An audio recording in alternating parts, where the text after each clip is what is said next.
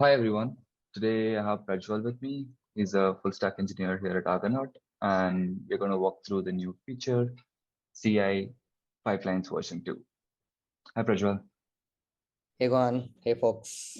Hope you all are doing great. So, can you Yeah. tell me what was the need for this feature at this point in time? Yeah. So the pipelines, basically, we wanted to revamp from the start. We had the plans in mind from the start, but we pushed it piece by piece. So we wanted to keep pushing things, shipping things, right? So this feature was already in the works, and now we are shipping it to the users.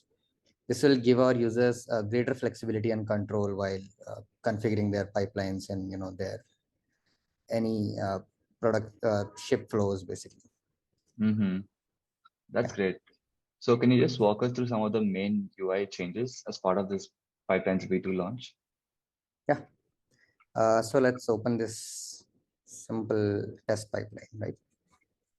So if you'll see, the users will notice that the UI has been dramatically changed, right? So on the left, we show you the history of your pipeline. Here you can, at one glance, see if your pipelines succeeded or if they failed, at what time they failed, at what commit they failed, right? What branch was configured for them, that kind of thing. Mm-hmm. There is a button here where you can come and see configure your pipeline. This is the current state of your pipeline. And if you click on any of the entries in the history, you'll see how they looked at that point in time. For Mm-hmm. example, the pipeline looked something like this at this time, right?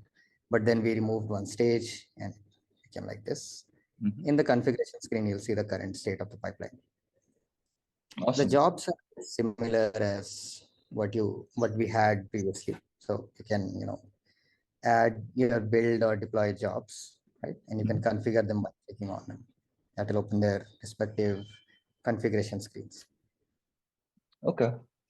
So each time a pipeline is run or any changes is made to the stages, it gets saved in the history tab, right? Yes. So if you Okay. trigger a pipeline, this history gets a Yes. new entry. Okay. This is all the That's awesome. that you had done. Hmm. So now I think you can have flexibility to add more stages, but what if I accidentally lose my configurations while adding some stages? Yeah, that is the main concern that we had for our users as well.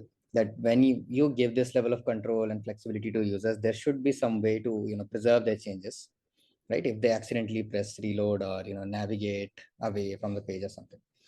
So that's why we now have this handling inbuilt in Argonaut. For example, you create a new deploy stage, right?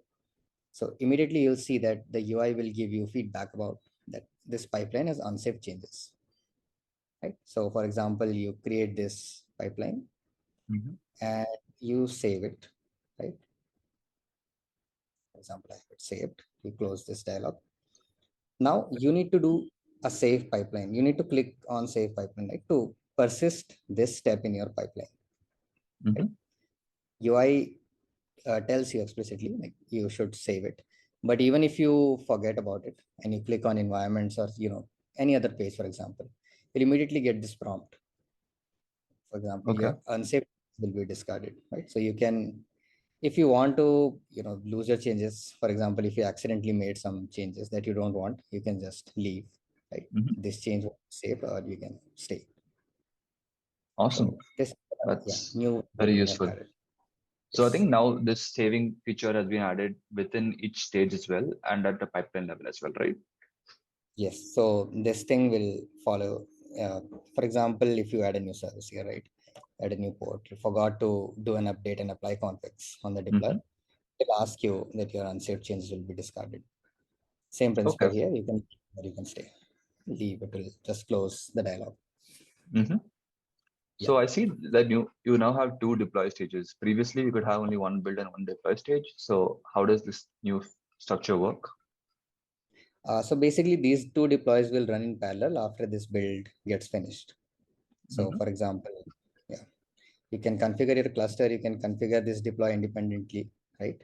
And after the build completes, these two will be triggered. They'll take the inputs from this build step and they'll run order. You can also add an additional build stage, right? if you want to run parallel builds Mm-hmm. and parallel pipelines in a single pipeline. So for example, you can create this build step. You can commit to your repo, Mm-hmm. and basically, for example, I'll show you. So this build step is now created, and you can create another deploy from this. Oh yeah, that's super Yeah. neat. Yes. Great. Now, can you give us a quick demo of the end-to-end deployment process for an app? Yes, sure. Let's leave this app and let's create a new one from scratch. It will give a random name as well. So let's use the name it generated for us. And immediately you'll see this is a new pipeline. So it has unsaved changes because it doesn't have these steps saved. Right? So I'll take any sample pipeline, for example, any sample application, and just I'm choosing the main branch. Triggers are also here. So these define when your pipeline will be triggered, right, in your app. So for example, this is a build. We can, this is a deploy stage. Uh, we can have another deploy QA stage, right?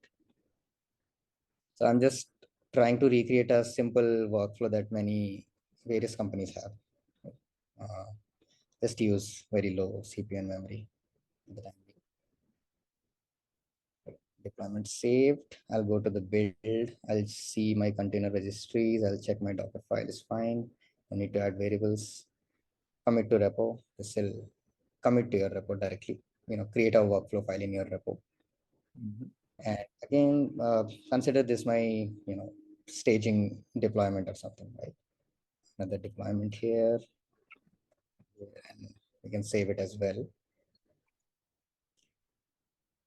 All these are not yet saved to your pipeline, so keep in mind. This will tell you this should go away, right? And you won't be able to trigger a pipeline anyways. Mm-hmm. So, for example, after deploying to QA, you want to deploy to prod, right? We'll just name it deploy prod. So I'll just create a sample work deployment again. Same thing, just changing the limits.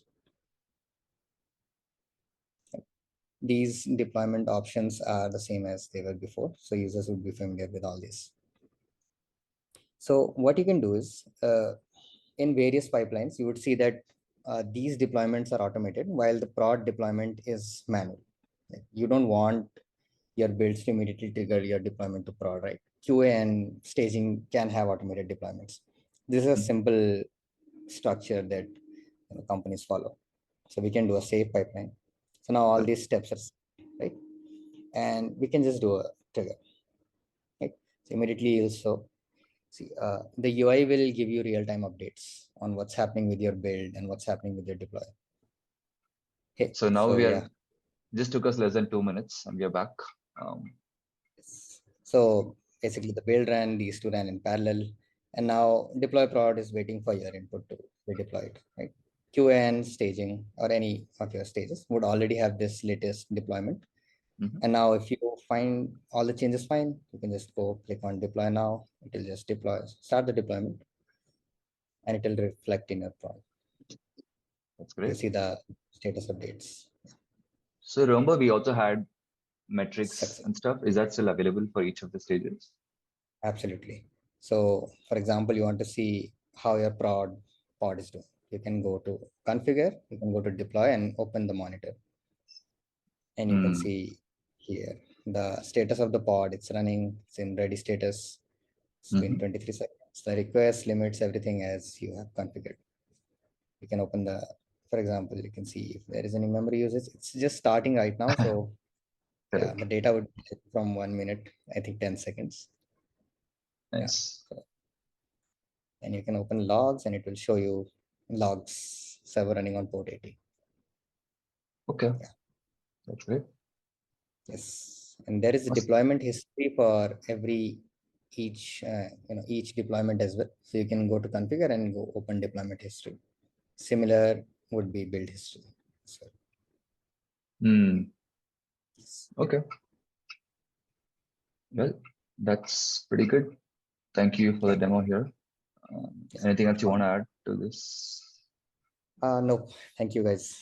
Thanks for tuning in. Yeah. Thanks, Prajwal.